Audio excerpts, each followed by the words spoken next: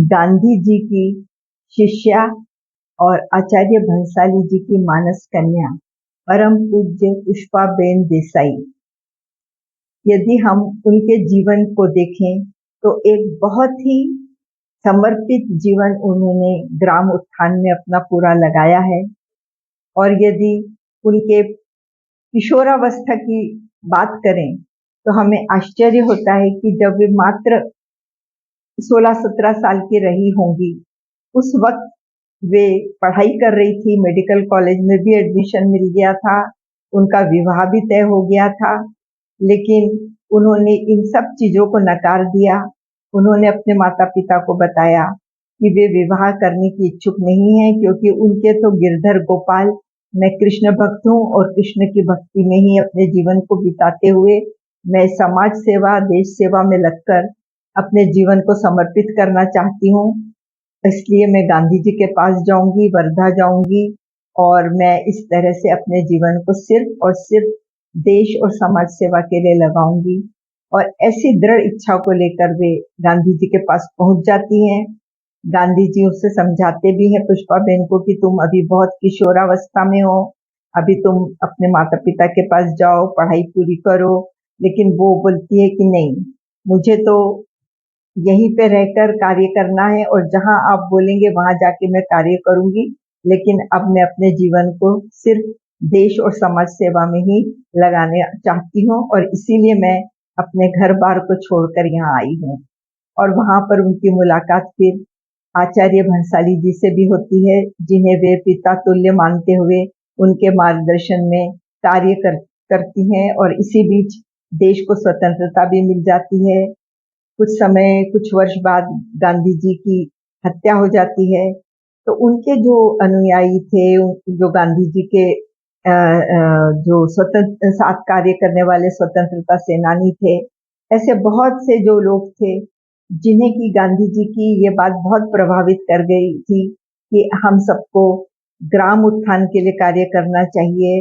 और जब ग्राम उत्थान का कार्य करें तो हमें गांव में रहकर ही, गांव वालों के साथ रहकर गांव के उत्थान के लिए कार्य करना चाहिए। तो इस ध्येय को लेते हुए, इस उद्देश्य को अपने दिल में बसाते हुए वे महाराष्ट्र के नागपुर के आसपास के गांवों को देखने लगी कि कौन से गांव में वे रह सकती हैं। फिर उन्हें ऐसा लगता है कि जब वो बॉम्बे में अपने माता पिता के साथ थी तो उन्हें स्विमिंग का बड़ा शौक था।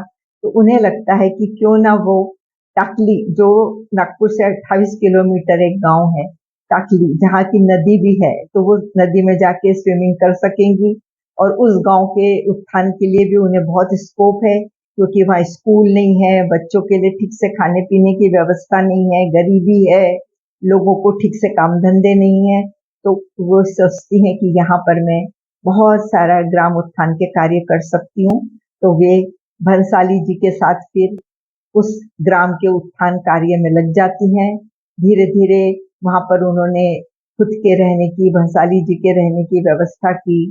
साथ में महिलाओं के, पुरुषों के लिए भी बहुत से कार्य प्रारंभ किए। उसके साथ स्कूल्स खोले और लड़के लड़कियों को रहने के लिए हॉस्टल बनाए, क्योंकि आसपास के गांवों से स्कूल में पढ़ने आने के लिए समस्या होती थी बच्चों को।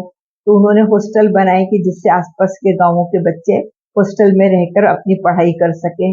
और आज इतने वर्षों बाद जब पुष्पाबेन अब 100 साल की हो गई है और अब हम यदि उस गांव को देखते हैं तो लगता है कि ये पुष्पाबेन और भंसाली जी का ही ऐसा कुछ गजब का कार्य हुआ है उस गांव के लिए कि वो गांव इतनी उन्नति कर सका। पुष्पाबेन का हार्दिक अभिनंदन। उन्होंने 100 साल पूरे किए हैं। वे बहुत ही लाइवली हैं। दिखने में तो वे बहुत ही सुंदर थी और आज भी वो झलक उनके चेहरे पे 100 साल के होने के बावजूद भी दिखती है और बहुत जीवंत और जिंदा दिल है। जब लड़कियां कुछ म्यूजिक लगा देती हैं तो स्कूल की लड़कियों के साथ वो नृत्य भी कर लेती है और बड़े अच्छे मूड में डांस करती हैं और वो कृष्ण भक्ति के भजन भी गाती हैं। इस तरह से हम देखते हैं कि पुष्पाबेन देसाई ने अपने जीवन को इस तरह से समाज के लिए पूर्णतः समर्पित कर दिया। शत नमन पुष्पा। बेन। नमस्कार साथियों, पूर्णिमा पाटिल टॉक शो में आप सभी का हार्दिक स्वागत है। आज इंटरनेशनल वीमेंस डे है और मैं आई हूँ आपको एक ऐसी बहुत ही महान शख्सियत से मिलवाने जिनकी उम्र हो गई है 100 साल, लेकिन आज भी वो उतनी ही बोलने में, बात करने के साथ गाने और सभी का शौक उनको है और सब कुछ वो अपना भाषण वगैरह भी बड़े अच्छे से दे लेती हैं। इस उम्र में इस तरह से एक्टिव रहना आश्चर्य करता है। लेकिन हमारी ताई, इनका नाम है पुष्पाबेन देसाई, जो कि भंसाली आश्रम जो यहाँ पर है, हम उनसे ही पूछेंगे वो यहाँ कैसे आई, क्या आई और कैसे वो गांधी जी जब अपना स्वतंत्रता आंदोलन शुरू किया था तब बॉम्बे से वो आकर गांधी जी से सेवाग्राम में मिली और वहाँ पर उनकी भंसाली जी से भी मुलाकात हुई और उसके बाद फिर वो यहाँ नागपुर के पास भंसाली जो जगह है वहाँ पर आकर वो एकदम वहीं पे रहने लग गई और वहाँ ग्राम उत्थान के कार्य में वो ऐसी जुड़ी कि आज 100 साल की उम्र में भी उन्होंने ग्राम उत्थान का ही कार्य किया है। इतना सुंदर कार्य यहाँ हो रहा है। यहाँ कई लड़कियाँ हैं जो कि यहाँ पर हॉस्टल में रहती हैं, बच्चों की पढ़ाई हो रही है, कपास का कार्य हो रहा है, खादी का कार्य होता है और इस तरह के सेवा कार्यों से वो जुड़ी रही। तो चलिए मैं आपको मिलवाती हूँ पुष्पाबेन देसाई से। तो नमस्कार पुष्पाबेन। भाइयों और बहनों, योग ऐसा है आपके सामने कुछ बात करना। मेरी भक्ति कृष्ण प्रभु के प्रति थी। मेरी माँ भी कृष्ण प्रभु की भक्ति करती थी। उस भक्ति का असर ऐसा हुआ कि मेरी सगाई हुई थी, वो भी छोड़ के मैंने कृष्ण भगवान के चरणों में अपना जीवन अर्पण कर दिया और गांधी जी के आश्रम में आ गए। गांधी जी 3 साल रहे। उसके बाद बंसाली काका आश्रम में थे, उनके पास में पढ़ती थी, तो उनका मार्गदर्शन मिलता रहा और योगायोग ऐसा हुआ मैं टाकड़ी गांव में आके बसी। बाद में मुझे पता लगा बंसाली जी ऐसे ही घूम रहे हैं, तो फिर मैं उनको मिलने गई, उनको समझा पटा के अपने साथ ले आए और आश्रम में यहाँ अपने साथ उनको बैठा ला। मुझे गांव में बैठकर सेवा करनी थी। अनायास में नागपुर आए। नागपुर में तात्याजी वजलवार और दीनदयाल गुप्ता ऐसे कांग्रेस के कार्यकर्ता मिल गए। उन्होंने मुझे गांव दिखाने की व्यवस्था की। मैंने 2-3 गांव कटोर तहसील में देखे, 2-3 गांव सावने तहसील में देखे। इसमें टाकड़ी गांव में नदी बिल्कुल जमीन के लेवल पर थी। मुझे नहाने की इच्छा थी। मैं कुएं में भी तैरती थी बम्बई में, तो नदी में तैरना बहुत अच्छा लगा। माड़ेगांव में 60 फुट नीचे उतरो, 60 फुट चढ़ो तब नदी में जाओ, ये भारी लगा, इसलिए टाकड़ी गांव पसंद किया। 25 साल की उम्र में मैं ये गांव में आके बैठी। गांव के क्या सेवा कर सकती हूँ,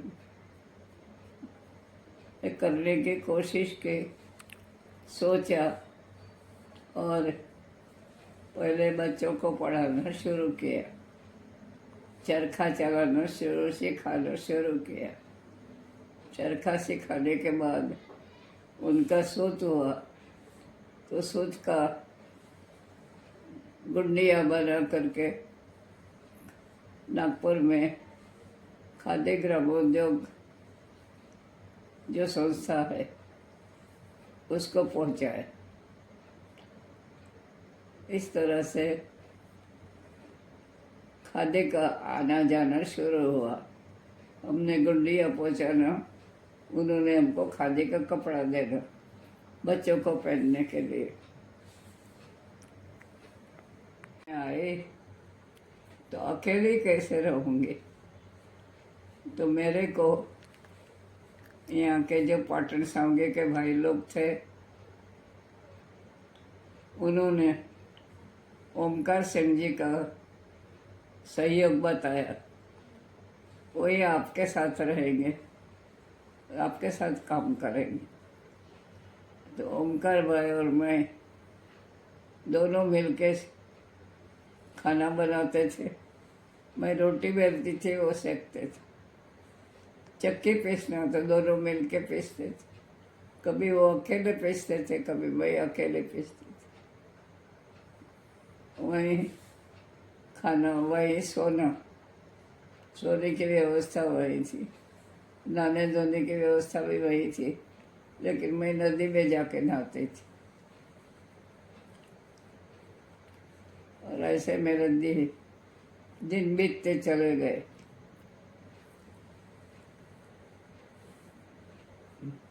ईश्वर लाल जी मोखा नागपुर में थे, इंजीनियर।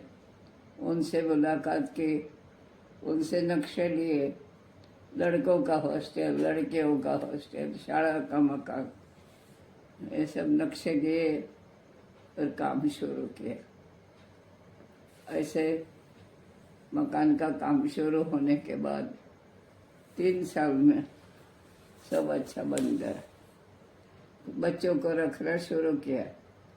शाला शुरू की थी मैंने 8वीं तक, फिर मैट्रिक तक तैयार की। और गांव के बच्चे, आजू बाजू के बच्चे सबको लाना और शाला में पढ़ा।